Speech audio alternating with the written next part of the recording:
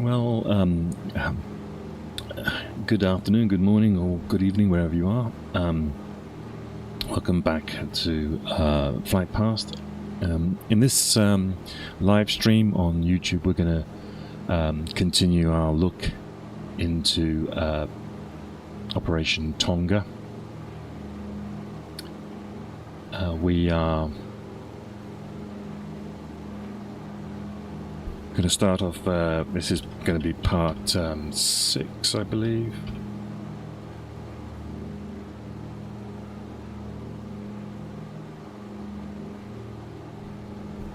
And if you can remember what we did in the last episode, so Operation Tonga, in quick summary, is the code name given to the British 6th Airborne insertion onto the eastern flank of the Normandy invasion.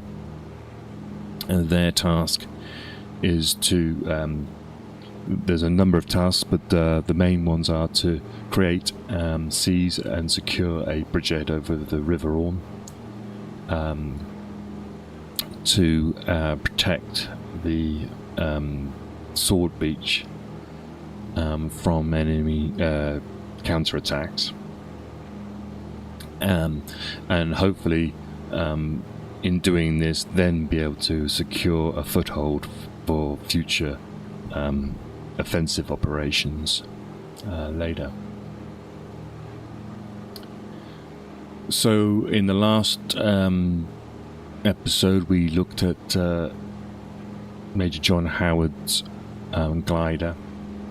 They took off from RAF Tarrant Rushton, came across the channel, and we followed the presumed path that they took to landing next to Pegasus Bridge.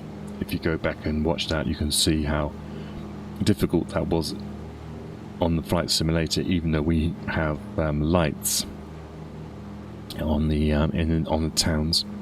But today on this episode, I'm going to look at what happened to gliders 4, 5 and 6, and their mission was to land near the bridge over the River Orne, which is about 500 yards to the east of Pegasus Bridge. And we'll start off today. We're going to look at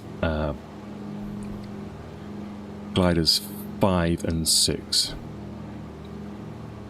So gliders 5 and 6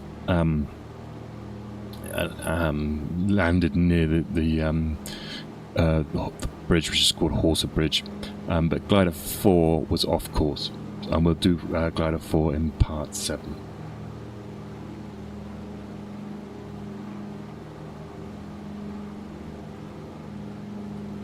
So if everyone is familiar with what we do here, you can follow us on Discord. There's a link in the description, or in the profile. If you go to the Discord channel, scroll down on the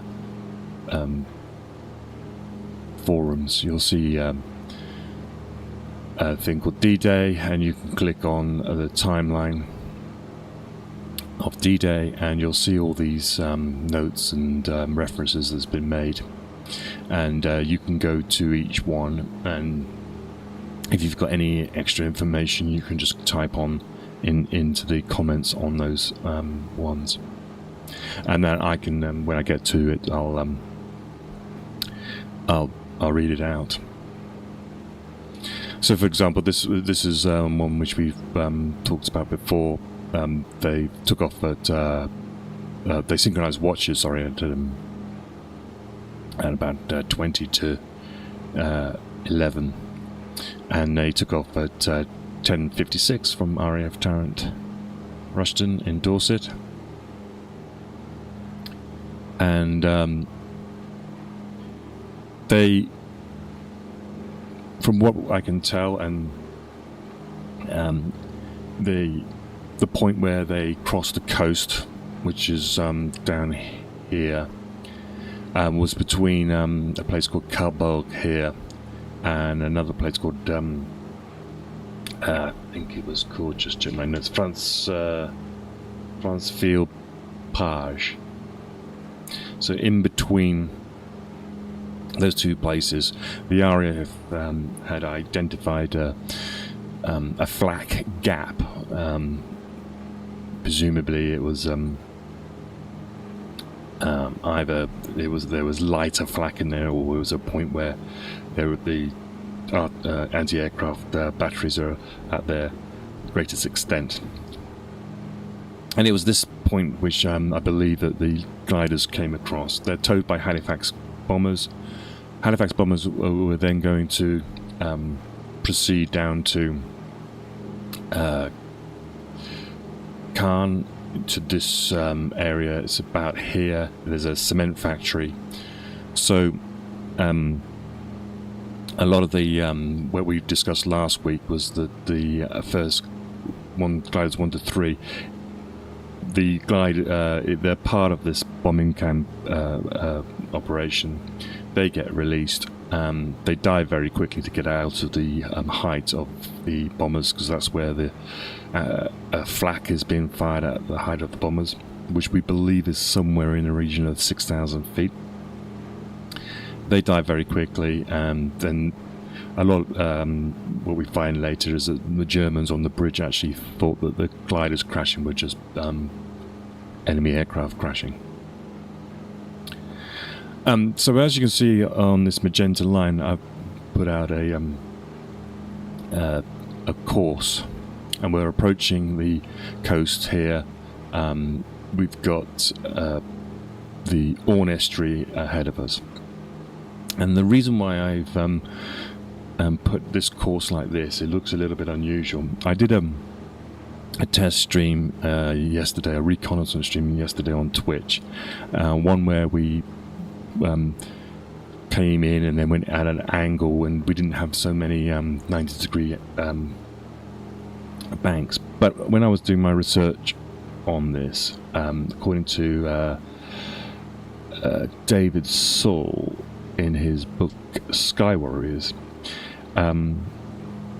he says that they cast off near Franceville Plage, which is this area here, and they made three 90-second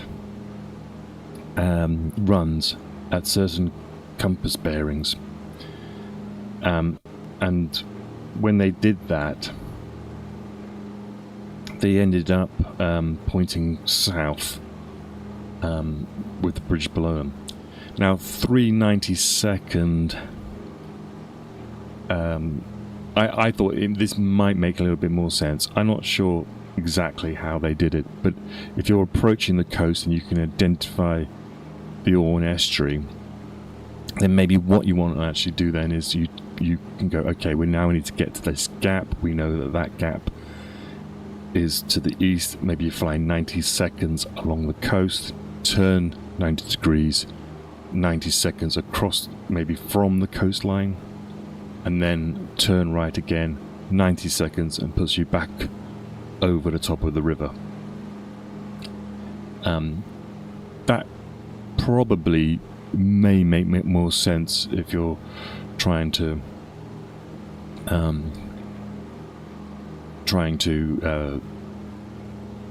line up with the bridge.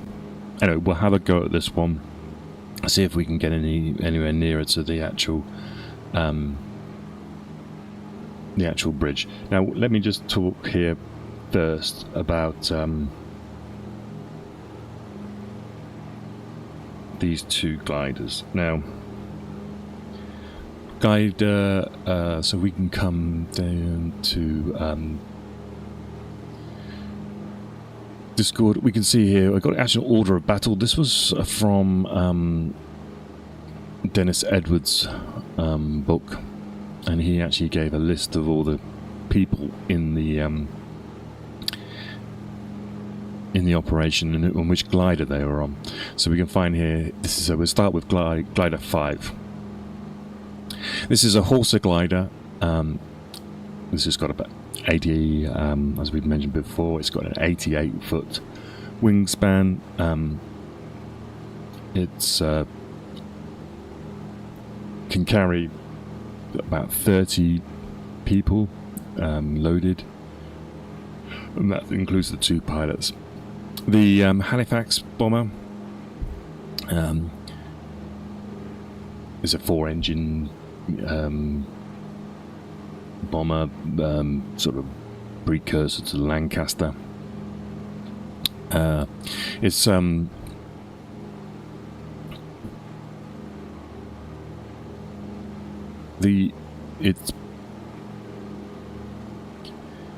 piloted by Warrant Officer Bain, so he's the guy he's going to get them into the position to drop. The wire that connects the Halifax to the horse has got the rope has got a wire on it, so they can communicate. And so just before they release, probably about 2 minutes out, the Halifax pilot will tell the glider pilot what course they are at, height, and any other relevant information. The people in this glider is number 23 platoon, but for the purpose of this part of the operation, they're just known as number 5 platoon. So the pilots are Staff Sergeant Pearson and Staff Sergeant Guthrie. So Pearson would be flying, and Guthrie is the guy calling out bearings and times. Platoon 5 is commanded by Lieutenant Todd Sweeney, and I'll just list this, but there's Sergeant Gooch, Corporals Merton, Howard, Jennings, Lawrence Stacey, there's Lance Corporal Porter, Private Allen, Bowden, Buller, Bright, Bleach, there's Clark, Galbraith, Jackson, Roach, Roberts, Reeves, Tibbet, Wixon, Wood and Wilcox. It also contains a Lieutenant MacDonald, who's a liaison officer, so his job was to guide in the 7th Parachute Battalion that was going to be dropping in the drop zone N, which was to the north of the bridges in about this area here, and we can talk about that later. And then there's a bunch of sappers with Corporal Straw, Bradford, Carter, Field and Wilkinson, and their job is to make sure that they destroy all the wires and any explosives that the Germans might have on the bridge. So, okay, so they, as I say, according to Saul David, they've got 3 compass bearings to do, so we're going to try and fly this one in when we get there. So let's start off then.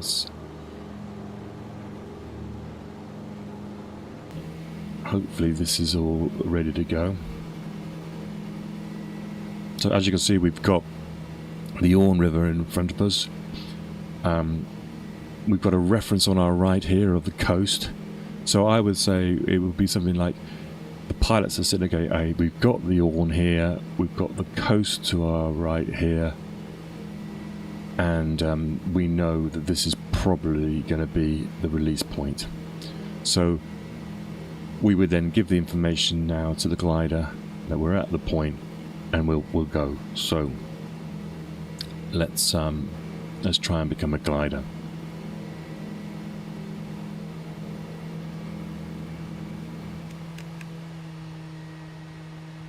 Okay, so we've got a couple of engines here, and we're going to do a right turn. We're at 6,000 feet. We do know there's a little bit of confusion on what height they released at.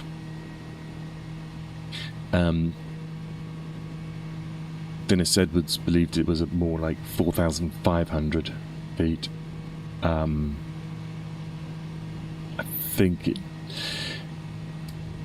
don't think it mattered too much, the height. I think they knew that when they had to go over the coast, they probably knew the height they needed to be at. So at the moment we're just going to fly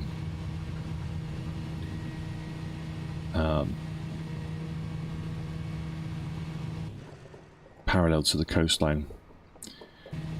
We have the Orne estuary here. This is Ranville plage, and although they didn't have it at the time, but we're aiming for this sort of gap between Coburg. You can just see it there on the wingtip. We just need to make sure we're not too slow. Okay, so that's about 90 seconds. I didn't start a stopwatch, but we'll just guess at the moment. So now we're going to just turn, compass is here, so we're going to turn to the south, 90 degrees to the south, and this is where we're going to try and lose a lot of height here. What we want to do here is make sure that when we're coming across the coast, we're not at the same height as the bombers. So we're now fly south, and we'll try and lose as much height as possible. We're at 4,000 now.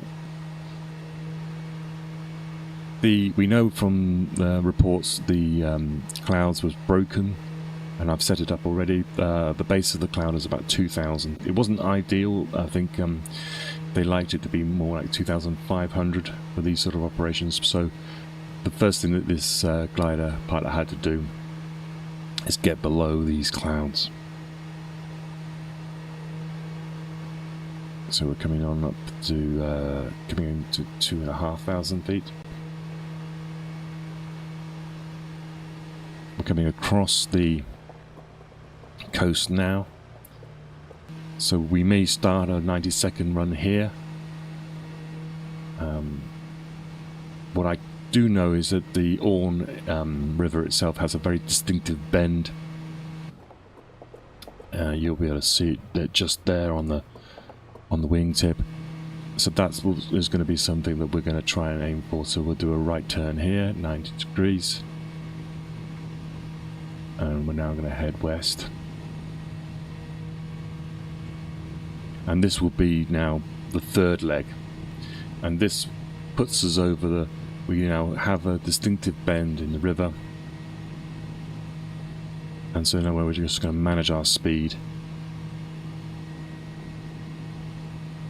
Once we get to this bend, we'll be able to turn left, and we should be, at night, it's full moon, should be able to see the river. And we're going to be flying up the right-hand side of the river, between the river and the canal.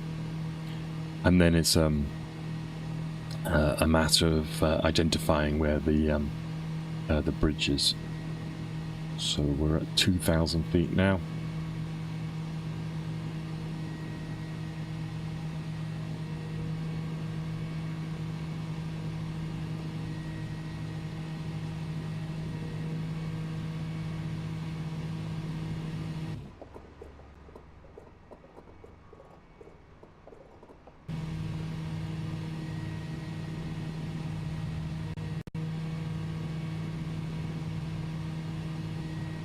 Let's just take off that Discord so you can see properly.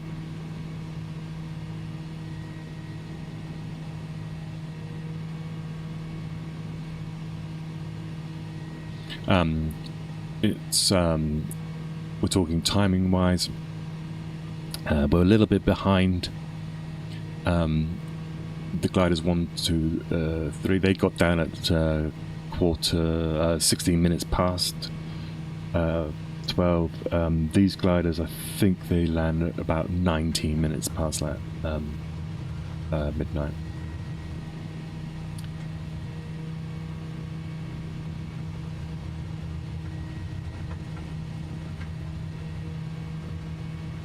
Okay, we're a little bit slow, but we're okay. So we can spot this canal. Sorry, we can stop the river. We now can just follow the river down, and we can see the river. Weirdly, the canal is on the right, even though it looks like a river, but the river is on the left here, and the first light on the right-hand side is the bridge that we're aiming for. So it's really difficult here to judge speed.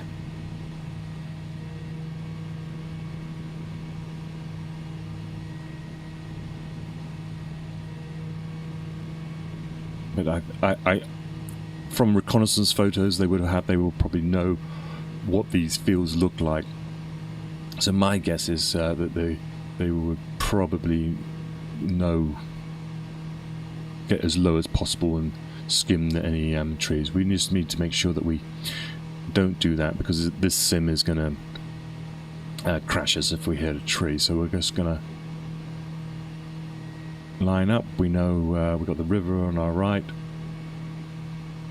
That light is where we're heading to, but they wouldn't see that, but you can just see the bridge ahead. We're coming in nice. We could put some flaps down if we needed to slow. Okay, this is a tree. Is it a tree? I think we're going to crash it, but let's put some...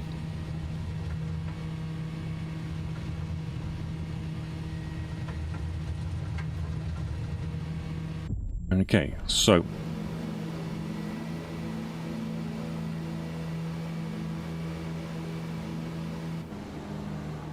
Let's put us back up in the air, but let's have a look at the turn on the light.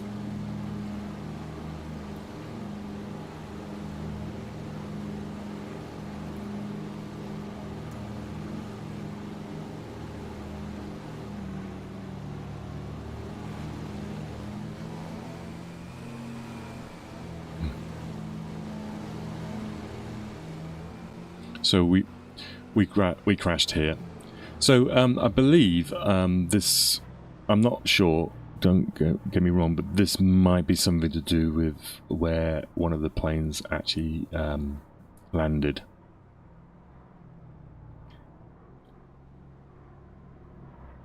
So we're not too far off, but we are a little bit. So glider 5, they did fall short.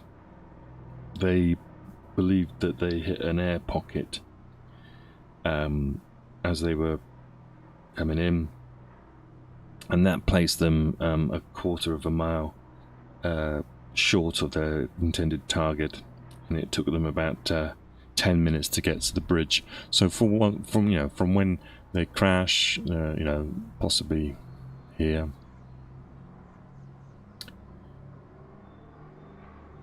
That looks about the right distance, doesn't it? So this circle bit here could definitely be something to do with the first glider number 5.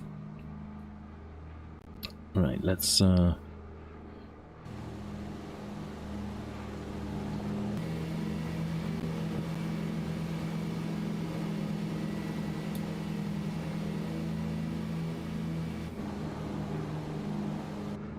now glider number 6. Let's have a look at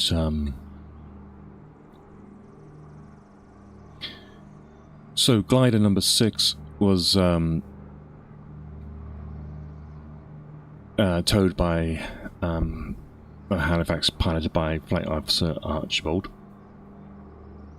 And this was contained, it was platoon number 17, but for this mission it was designated number 6 platoon.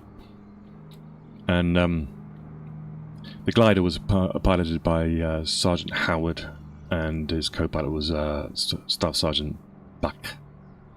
And this was Lieutenant Dennis Fox's platoon. So in it was also Sergeant Thornton, Corporal Lally Burns Reynolds, Lance Corporal Loveday, Private Collett, Hubbard, Clare, Peverill, Pope, Whitehouse, Whitbread, Lawton, Rudge, O'Shaughnessy, Annette, Summersby, Woods, Wyatt, Ward, and Storr, and they had aboard the medic, Lance Corporal Lawson, and they had sappers from the 249th Field Company with Lieutenant Bentz, with Sapper Burns, C.W. Larkin, C.H. Larkin, and Maxted. Now they, when they came in, they did the same thing as what we just saw there, but they, when they went into the dive part of their flight, Howard, the glider pilot, had serious difficulties in trying to bring the nose back up, to which point he had to shout to Fox to get two of his men to move to the back of the glider. So he was having real problems with trim. It's amazing, really, that when you think about it, that all the preparation they go in, you would have thought weight distribution would have been important. But it, and when you're being towed, the trim of the glider isn't necessarily, you're not aware of it until you lose your tow. Anyway, so he does the same thing as we just said, or we just did, and comes down. But because he's now, when he pulls out of his dive, he's too low, so he has to flatten his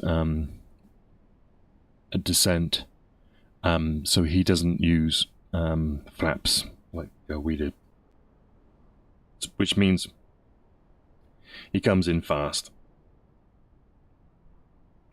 and but when he does touch down, he's down. He's only according to Saul Davis' book again. He's only 6 yards from his intended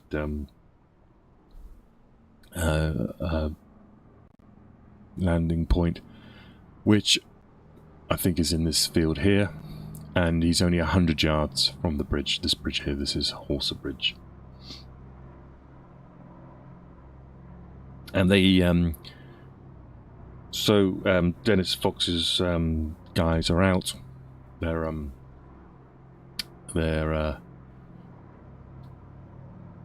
take the bridge pretty quickly. A mortar round is used, and they destroy a machine gun post on the bridge. I believe most of the Germans on this bridge actually run away, and by the time that Todd Sweeney's platoon has run up to here, which is 10 minutes later, this bridge has already been captured. And it's at this point, so this is time recorded, I believe, was 19 minutes past 12. And then they send a radio message to Howard's signalman, who was Corporal Tappington, who was on Pegasus Bridge here on the eastern end, around about here somewhere. They send a message saying that the bridge has been captured.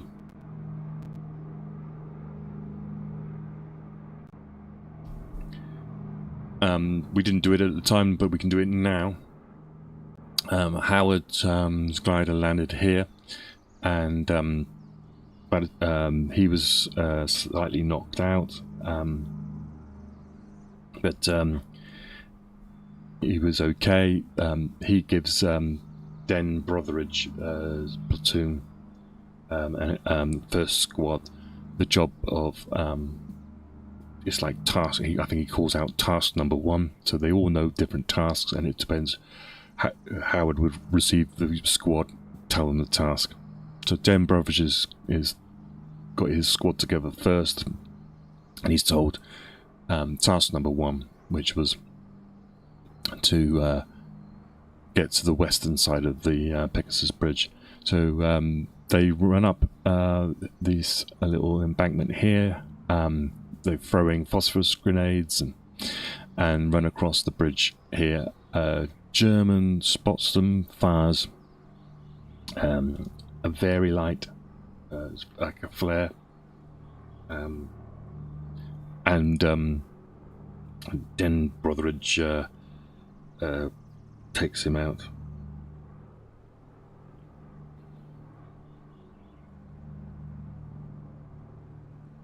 So Den Brotheridge runs across this bridge.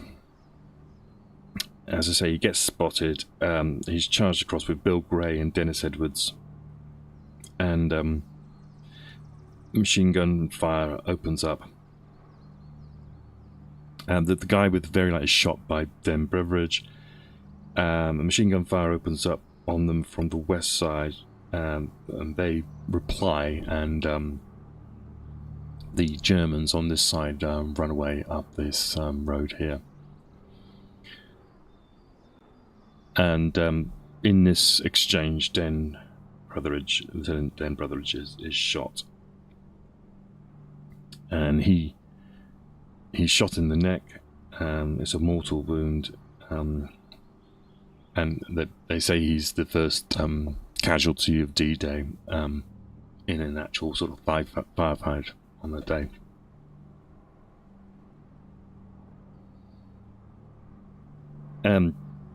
Corporal Bailey and Wally Parr and Charlie Gardner are tasked with the pillbox, which was on the eastern side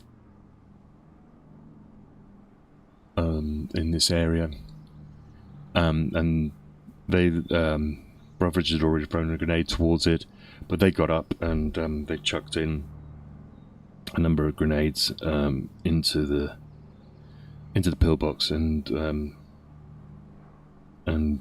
dispatched a Bren gun into it.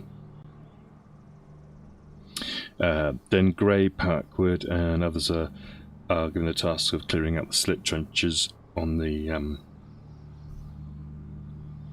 western side, and the bridge is captured. And it's only at this point that they realise that Den Brotheridge has been shot, and they move him to just beneath a window on this this building here, which is the this is a cafe called the Gondre Cafe. He's hit in the throat. I think one of his phosphorus grenades might have also popped off as well. A minute later, number 2 glider and a minute after that, number 3 glider arrive. There's a little bit of confusion about what happens here, because I think number 3, according to Howard,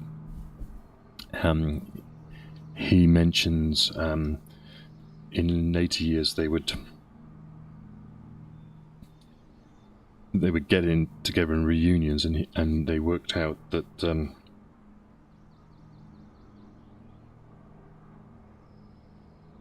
that maybe the glider 3 overtook glider 2.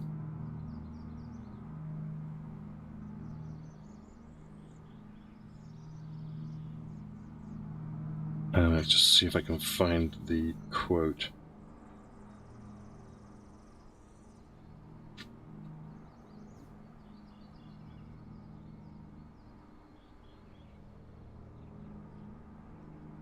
It was Howard who suggested it himself. So the reason why, well, what happens is glider 2 ends up between gliders. Glider 3 ends up between glider 1 and 2, and it's believed that as they were approaching into the landing, from this direction. Glider 2 had to do an evasive action as Glider 3 came past them. They end up crashed and into this pond on in the middle here.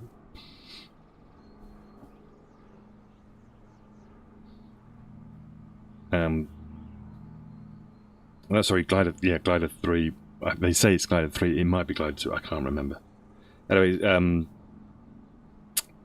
pilots are thrown through the window and of Glider 3, and Lance Corporal Fred Greenhall. He's knocked unconscious now. If we look at, we can see which glider he was in.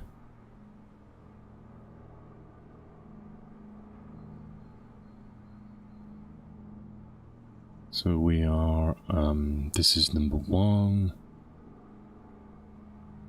So this is number 2. Yeah, so Lance Corporal Green is this guy here. So he's in glider number 3, and that ends partially submerged inside this lake, this pond. So he's knocked unconscious and he drowns in this shallow water.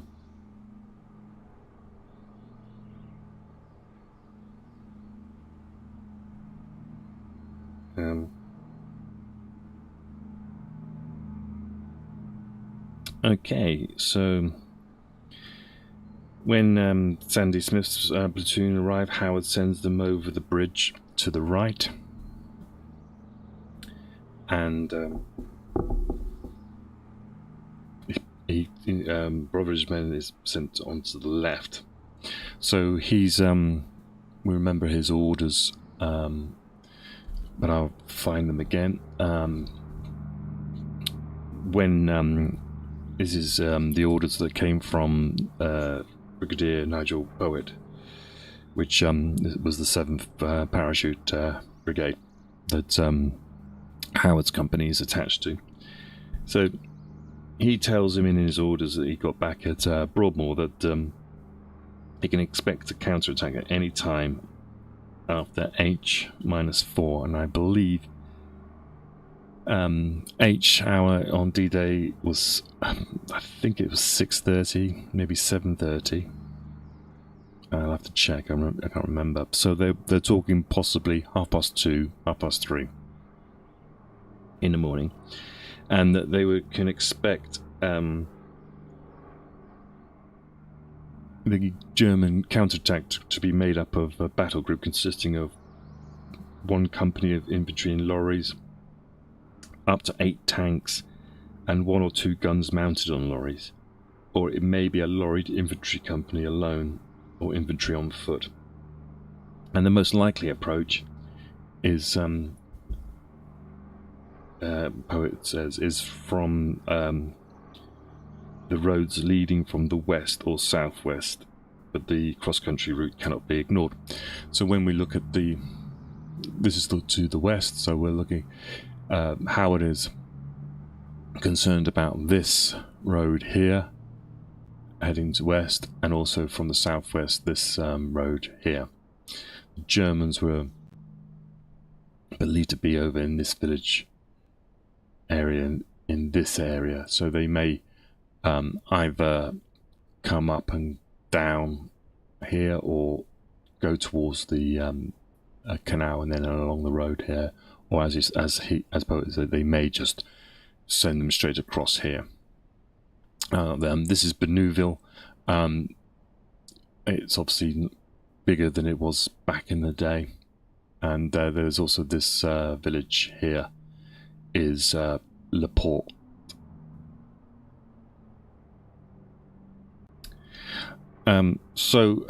By it's by about it's at 12:26. So it's been 10 minutes, both bridges have been captured intact. The sappers go into these bridges and they've discovered that they're being wired, but there's no explosive charge put in. That's actually kept in the pillbox. The German commander of these bridges was more concerned with it accidentally going off than with it intentionally going off.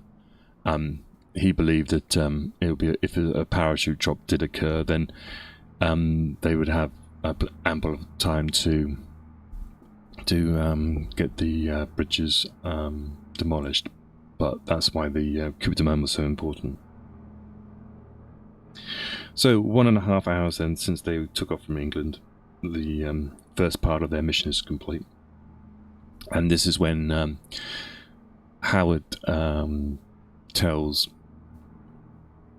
Tappenden to send the signal to Nigel Poet's men, ham and jam, which meant that both bridges were captured and intact. This is obviously the best result that they can expect. These two bridges are what they were deemed were, if you couldn't, both the Germans and the Allies deemed these bridges, they wanted them, but if they couldn't have them, they had to deny them to the enemy. And so capturing them intact meant that the link up then with the parachute, Richard Gale's 6th Airborne, would be easier. Whilst we're here, just a quick skim over this area. What we actually have then, so this was the glider operation here on these bridges. We've got some drop zones. This drop zone here, if I can find...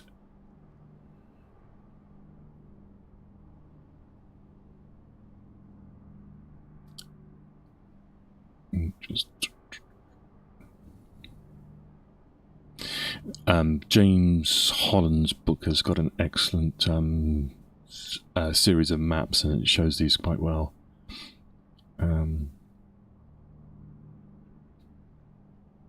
So we've got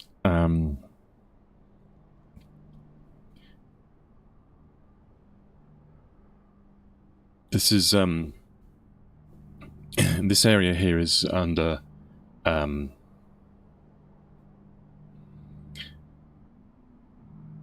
the 5th Parachute Brigade. I said 7th. That's the actual 7th Parachute Battalion. So the 5th Parachute Brigade was the contained the 7th Parachute Battalion and the 12th and 13th Parachute Battalions. Brigadier Poet was in charge of 5th Para.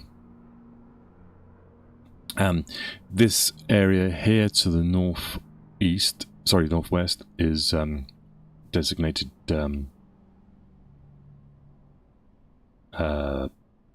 drop zone W, and this is where the 7th Parachute Battalion was targeted to come in.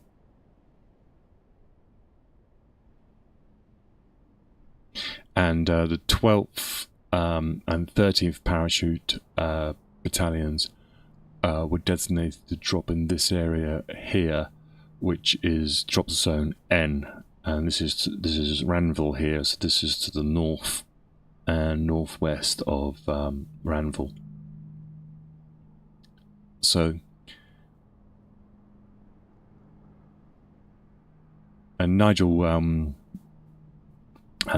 Poet actually drops pretty early on in the scheme of things. He's not actually that far behind the glider operation guys.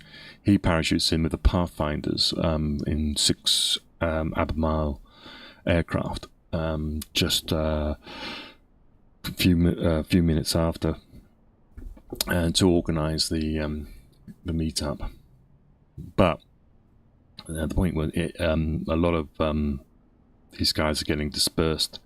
The low cloud cover didn't help, but and a lot. I think his radio man was either missing or his equipment wasn't working, so he didn't get the message ham and jam at the time. And whilst we're here, let's just show you some other parts of the operation area.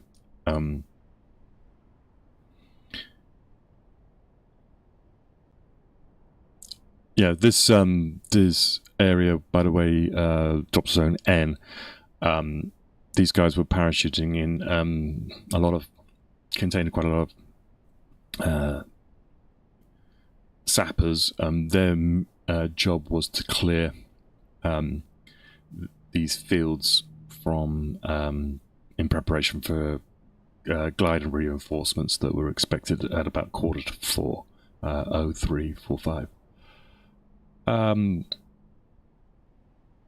So that's Nigel Poet's brigade. So he's split his battalions on both sides of the river, with Howard's lot in the middle. So trying to secure that important area. The other part of the 6th Airborne Division was the 3rd Paratroop Brigade under Brigadier James Hill, and his area was actually quite spread out. So over this way, this village here is Ranville, and there was this area where I'm looking. It fills the screen at the moment is drop zone V for Victor. This was where the 1st Canadian and the 9th Parachute Battalion dropped, and the 1st Canadian mission was to go down these roads here to the river Dives, sorry, probably French, and destroy the bridges on the river Dives, which one of them I think is here, and there's 5 going down, but the Canadians were tasked with the ones at the upper reaches of the river. Come back to the drop zone, and 9th Parachute Battalion, they're tasked with the let's say neutralization of the Merville battery, and we'll do a in-depth discussion on this, but this group of buildings here is the Merville battery. So they dropped here, made their way and to take out this, because this battery here, it was believed, contained 150mm guns that they could target Sword Beach, which is this beach up here in the distance. So they had to neutralize this this battery by a certain time in the morning. Otherwise, the ships out at the channel would just target it again. So this also gets a lot of bombing raids during the morning of the 6th. Okay, so that's and the other drop zone was to the south of Escoville. Now, this is a little bit harder to spot, but it's easy if you can look at it's basically tasked that trying to destroy the bridges on the river Dives, and it's I believe it's this area here. This is also, and their task is to take out the bridges which are on the lower end of the River Deves, all the way down to Troarn, which is over, I believe, over here somewhere. And so they drop here. This was also, it's to protect the advance of the Germans as well from this area. This area is also famous for. This is where Operation Goodwood began, and you can even still see bomb craters, I believe, here as they clear paths through for the tanks advance on Goodwood, which we'll be talking about later. So let's go now. Reset this flight. We're talking now about Glider 4. Now, Glider 4 didn't make it to Horsa Bridge.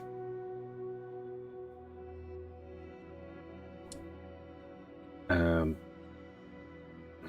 can just find... So the information that I can grasp from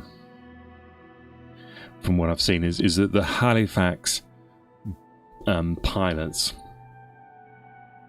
make a navigational error, and the most likely is that the estuary here is mistaken for the estuary of the Orne. So the River Deves estuary is confused. From what I can deem is that the glider is actually cast off at Varaville, as I say, which is this this point here. So somewhere in this area there's been a mistake's been made, and the gliders are actually released here, and they actually end up near the River Deves, 8 miles to the east. So what do we think happened here? What's the most likely thing that happened? Well,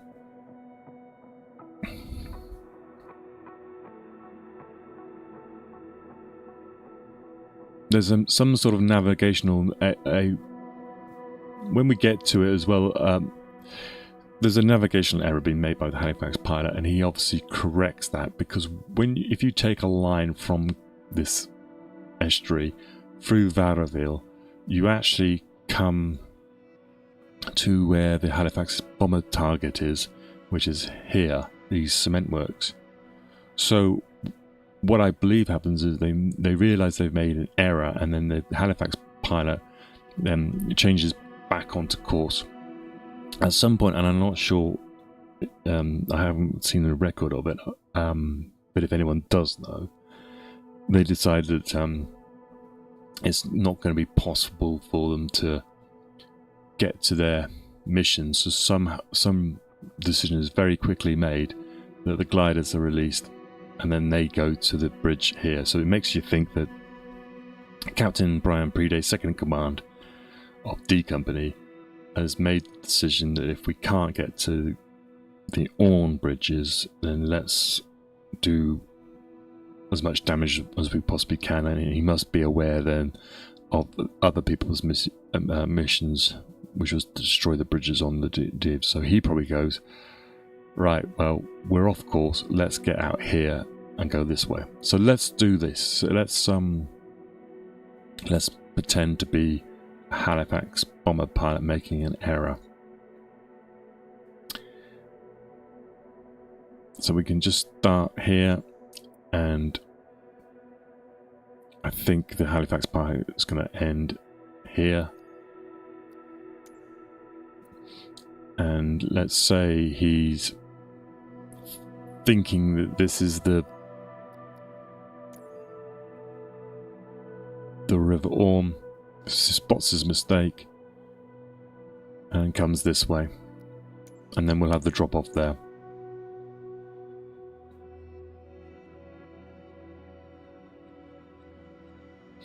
Okay, let's have a look. Let's see what we can do here then.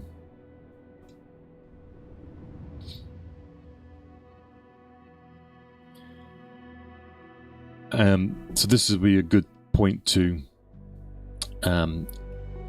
say do a end part 6. So for those watching later, thanks for watching, and we'll see you in the next part.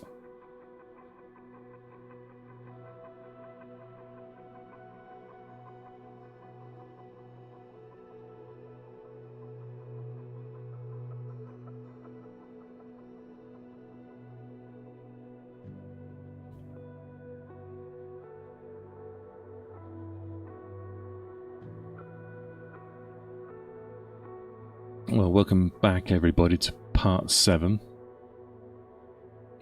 and we are going to be looking here at the approach of Glider 4 of D Company, 2nd Battalion Ox Bucks Light Infantry, and how they came to be so far off course on D-Day.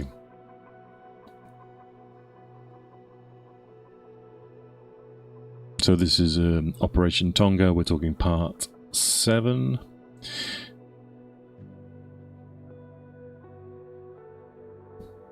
And it's the 6th of June. Now, let's just set this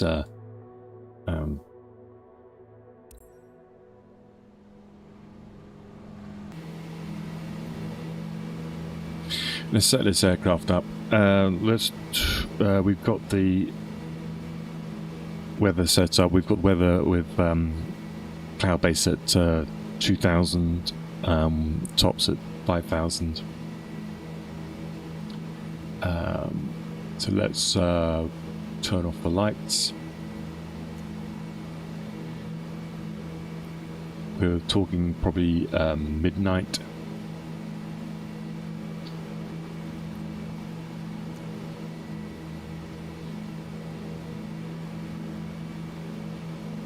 We will put the red lights on, switch off position lights, and take off the beacon lights. So, this is Glider 4. Let's have a look at who's aboard Glider 4. We can come up here. We come to the takeoff roster here, which was done. Glider 4 is this is a list done by Private Dennis Edwards, by the way. So here we go, Glider 4. It was tugged by the Halifax pilot by Flying Officer Clapperton, and the glider is piloted by Staff Sergeant Lawrence, and his co-pilot was Staff Sergeant Shorter.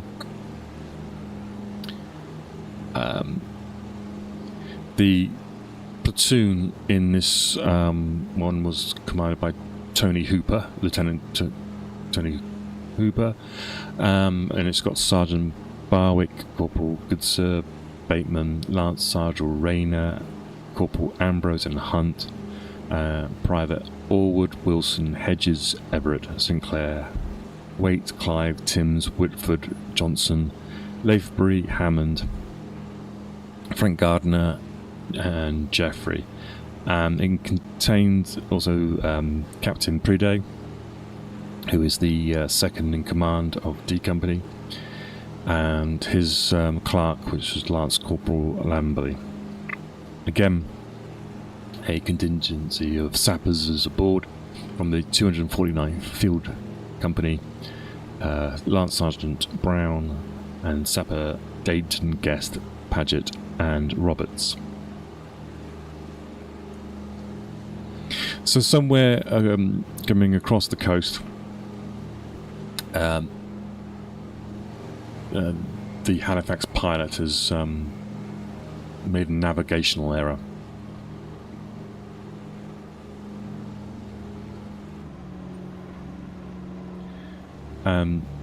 He has, it is believed that this estuary here, which is the River Dives, has been mistaken for the River Orne estuary over here. And, you know, they wouldn't have the benefit of all of these lights. They do look pretty similar, but and with cloud cover, you can never quite tell. You know, you just need to have a cloud in the wrong position, you know, at a certain time, and you can probably get confused. Of course, they didn't have any of these electrical stuff.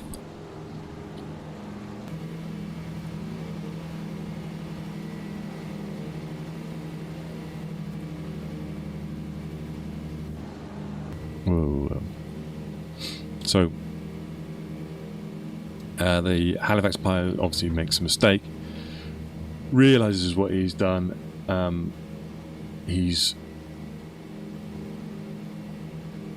spots, possibly makes a decision. Okay, we're in the wrong place. He turns, presumably, towards his intended target for him as a bomber. And at this point, they're coming across the coast. They should be at about 6,000 feet. Presumably, conversations are happening right now about what they're going to do.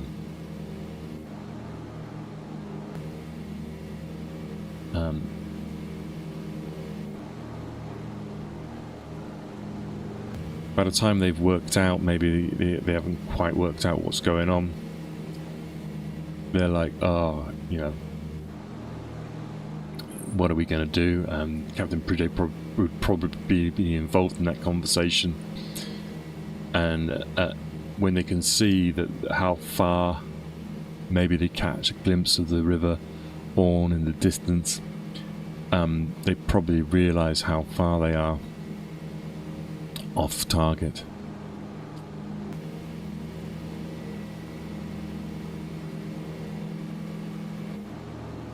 And presumably at some point they decide we're not going to make it back over there. You know, we've probably got flak happening, so something's going to happen, and they're going to have to head to a different target.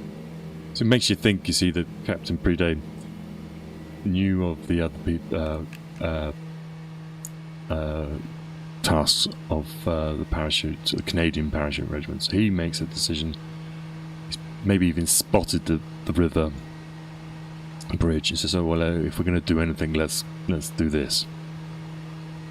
So they get released over Ranville. We just cut the engines now, and I think he then says, "Right, well, let's head for this bridge over here."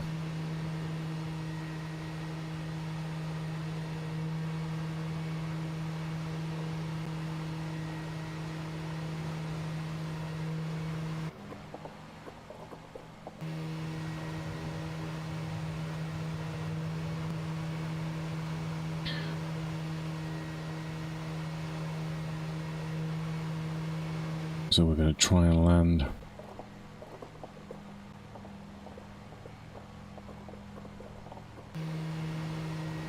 And that seems probably the most logical thing that happened. I'll have to do a bit more research into what actually happened on that.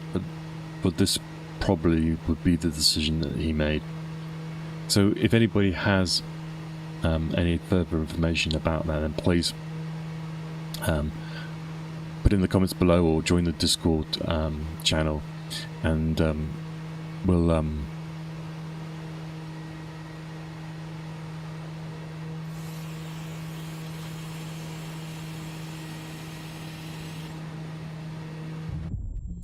right, there we go. So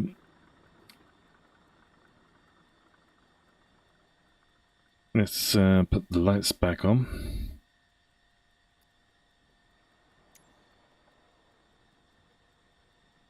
And see where we got to.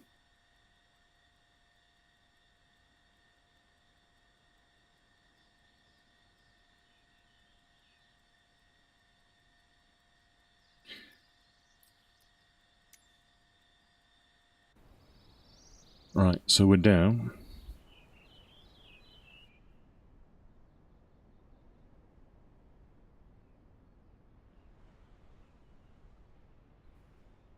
And where's our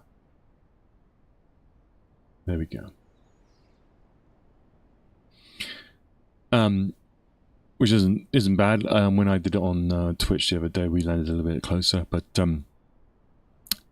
there's a series of bridges along the River Divers. Presumably this one was a target. I'm not sure if all of these are contemporary. This one may have been, but I think it's quite close to the town. 3, 4, all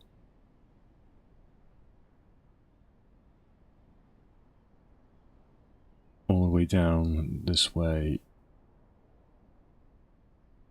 Presumably somewhere around this area would have been the targets. We'll do a little bit more research on that later. So if anyone knows, then let me know. Now they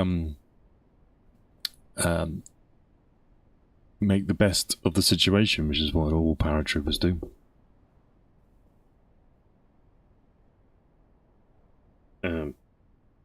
They capture the bridge easily, and they then destroy the bridge, and then they decide to try to meet up. So they then have this long journey, 8 miles back towards Pegasus Bridge. They don't meet up with Howard until I think it was the early hours of the 7th, so it takes them 24 hours to get back over to this point here. Okay, so I hope you all enjoyed that. So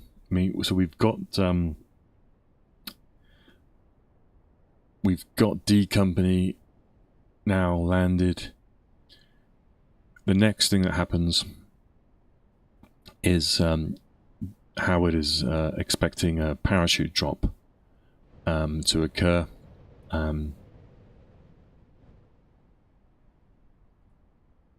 In this area, and come to start being reinforced. We will be looking at that next time. We also will be so my plan is we'll discuss some of the events that happened during this day, and we'll also be looking but the first thing I want to do will be looking at the raid assault, coup de main assault on the Melville battery here. And that will be next week. You can join me on Twitch. We'll be doing a reconnaissance mission and doing a lot more flying, looking around the battlefield, discussing different aspects of it. We'll look into how Lieutenant Colonel Otway prepares for this mission, and how the D Company is relieved on these bridges and the events surrounding these bridges on those days. So join me, as I say, you can join me on Twitch, or you can join me again here on YouTube. They've also got a channel on Spotify. We'll have the Twitch stuff, so if you don't like Twitch, you can go to Spotify, watch it. You can join the Discord channel and add any information you've got. And I will just keep on plugging away. Just to recap, because the channel's new, the idea of this is we are going to be looking at historical events from the sky. This is the D-Day section. We will be looking at this area. We'll then fly over, we'll look at the US landings on the Kotlin Peninsula. We'll work our way back along the beaches, Utah, Omaha, Gold, Juno, and Sword. And then we may look at the German responses, and we'll look more detail into the Normandy campaign itself beyond the first 24 hours. But the channel's not just about that. We do planning on doing other things, so we might not just stay on this subject, but we'll move across to different ones, come back to this later. That if you go to the Discord, you'll see all the subjects that we're going to cover. There'll be things like Napoleonic Wars, English Civil War, American Civil War, Falklands War, Vietnam War. You can mention it, but it's not just wars. We'll do the history of football clubs, we'll do rivers, we'll do mountains, explorers, all those sort of things as we go forward. So I hope you appreciate it, and we will see you later. Thank you very much.